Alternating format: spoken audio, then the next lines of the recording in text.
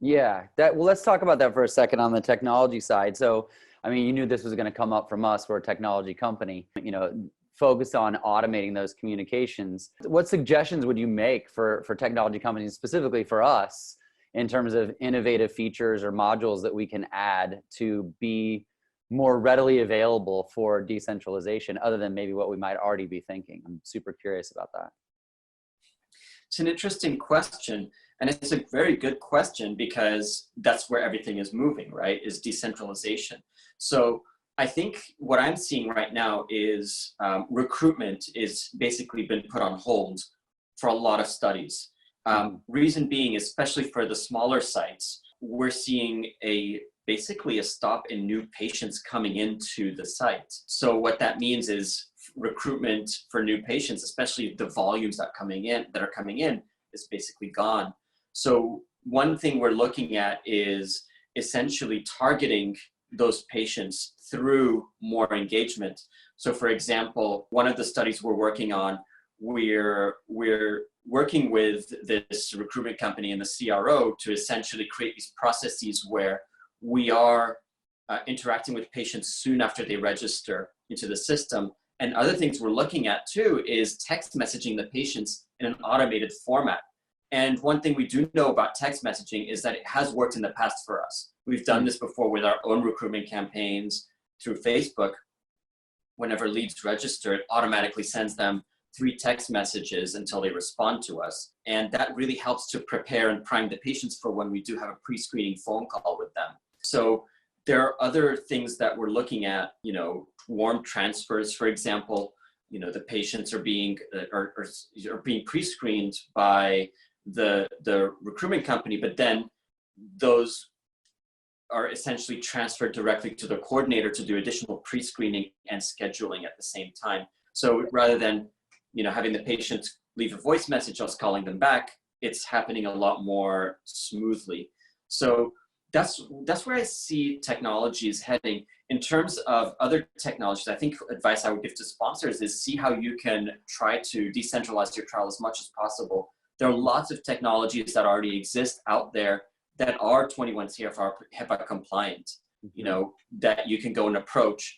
And I think that since this is new to a lot of sponsors, focus on services that are familiar with clinical research, people who know and companies who know what clinical trials are about and how they're run, rather than some company that doesn't have any experience, even though they are compliant in the area of trials.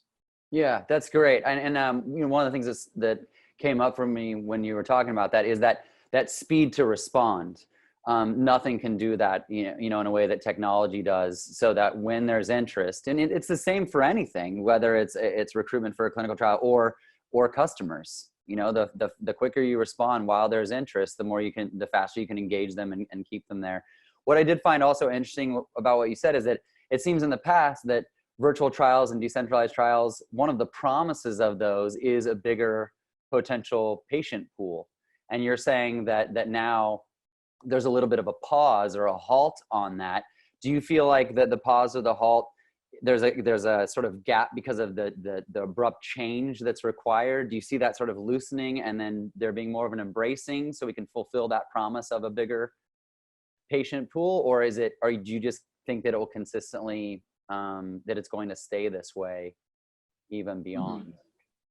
So a few thoughts here.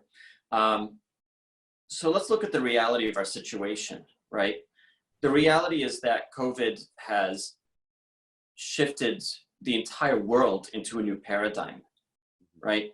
Patients and people in general getting used to centralization in all aspects of their lives. For example, having groceries delivered to them, having virtual physicians visits with their doctors, having their drugs delivered directly to their homes. You're looking at all aspects of centralization coming to people, and they're starting to get used to that now.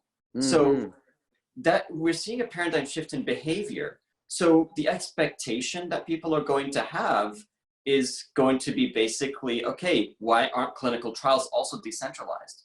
In addition to that, the fears that have been generated from COVID is going to last way longer than even when a vaccine comes out. So let's say a vaccine comes out tomorrow or even next year, people are still going to be hesitant. I mean, look at the, you know, the vaccines causing autism, you know, conspiracy theories. You know, this happened when, you know, a scientist published false results in one of the big articles. I think it was The Lancet or Nature, one of those. But anyways, even though that article was taken back because the data was fraudulent, people still believe that vaccines cause autism. Yeah, right. Yeah. So imagine the thought process that people are still going to have from COVID way after this is done. And the psychology that's going to impact the population is going to be very different and very drastic, I think. That's going to sort of